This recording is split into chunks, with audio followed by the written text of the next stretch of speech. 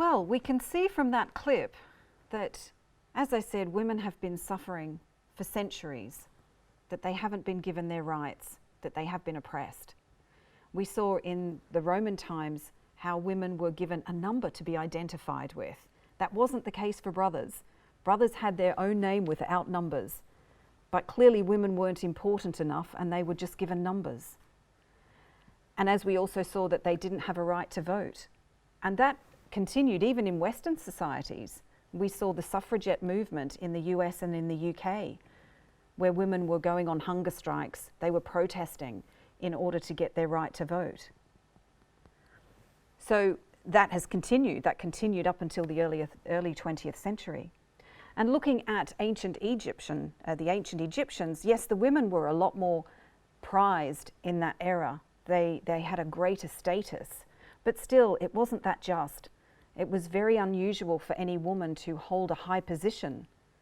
Throughout the thousands of years of history, there was only a handful of women who were actually pharaohs or held the highest positions in the land, because it wasn't acceptable. They didn't want women to be in power. And if they weren't able to have children, they were almost cast aside, that they weren't worthy. Where in Islam, we know that everything is by the decree of Allah. And if Allah wills it, that is the best for us.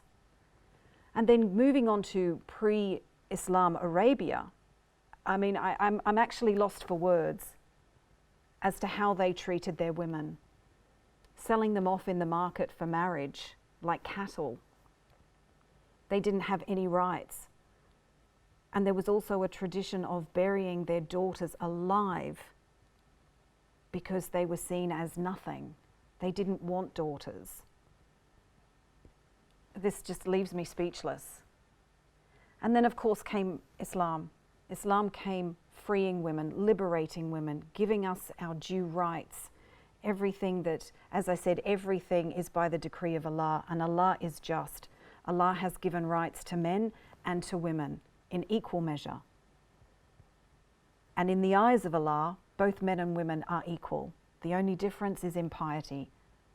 That's what we're being judged on. We're not being judged about whether we're black, white, yellow, red, fat, thin, short, what language we speak, or whether we're male or female. We're being judged on our religion, on how we are implementing, how we are following Allah's orders and His instructions for us to be good Muslims. This is what He wants. And unfortunately, we do see a lot of oppression still today. We can't deny it. We have to address it. We do see women being oppressed, not being treated fairly. And this comes from a lack of knowledge. But that's not the religion. That is not Islam. This is humans not understanding, not learning, not knowing what Allah has instructed us to do in order to be good Muslims.